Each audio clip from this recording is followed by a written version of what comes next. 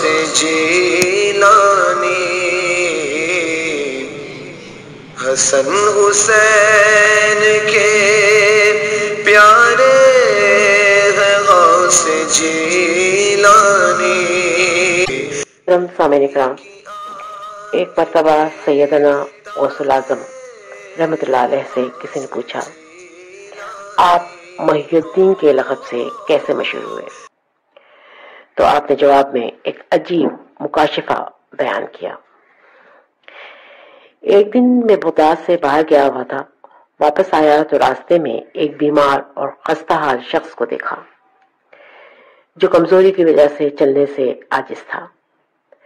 میں جب اس کے پاس پہنچا تو وہ کہنے لگا، اے شیخ، مجھ پر اپنی توجہ اور اپنے دم مسیحا سے کرم کریں، مجھے قوت عطا کریں کہ میں نے رب العزت میں اس کی صحتیابی کے لیے دعا مانگی اور اس پر دم کیا۔ دیکھتے ہی دیکھتے اس شخص کی لاغری اور کمزوری ایک دم دور ہو گئی اور وہ تندرست و توانا ہو کر کھڑا ہو گیا اور کہنے لگا، یا شیخ، مجھے پہچانا؟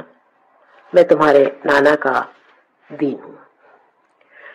اب اللہ تعالیٰ نے تیرے ذریعے مجھے حیات تازہ عطا کی۔